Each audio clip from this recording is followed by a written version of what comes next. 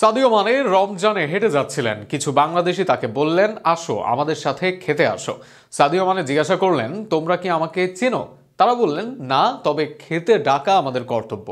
প্রবাসী বাংলাদেশিদের এমন আচরণে মুগ্ধ হয়ে প্রশংসায় ভাসিয়েছেন এক সাক্ষাৎকারে।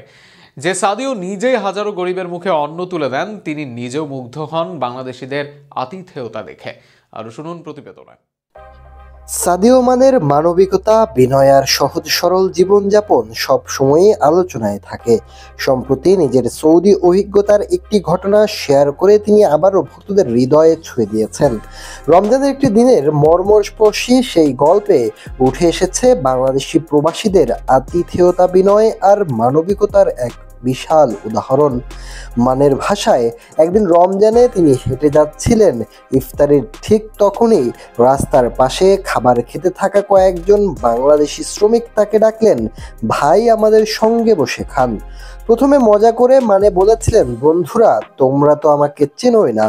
কিন্তু তারা হেসে জবাব দিলেন, চেনা অচেনা কোনো বিষয় না, এখানে কেউ পাশ দিয়ে গেলে তাকে খাওয়ানোটাই রীতি। সাদিও মানে জানেন এই শ্রমিকরা আদৌ জানতেন না তিনি কে, তবে তাদের আন্তরিকতা, আপ্যায়ন আর মানবিকতা তাকে গভীরভাবে ছুঁয়ে যায়।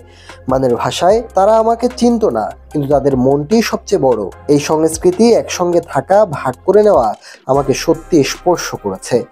অদ্ভুত এক মিল এখানেই। ছোটবেলায় চরম দারিদ্রতার মধ্যে বড় হওয়া সাদিও মানে আজ লাখো মানুষের নায়ক। নিজ গ্রামে তিনি করেছেন হাসপাতাল, স্কুল, দান করেছেন পরিবারের জন্য ঘর, অসংখ্য অসহায় মানুষকে নিয়মিত খাবার দেন। গ্ল্যামার ভরা ফুটবল জীবনের বাইরে এখনো তার জীবন রয়ে গেছে অত্যন্ত সাধারণ, বিলাসহীন, মানবিকতার আলোয় উদ্ভাসিত।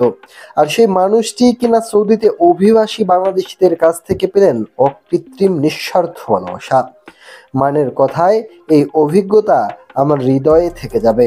মানুষ হিসাবে যা সবচেয়ে গুরুত্বপূর্ণ ভাগ করে নেওয়া, তার আমাকে সেটাই মনে করিয়ে দিয়েছে।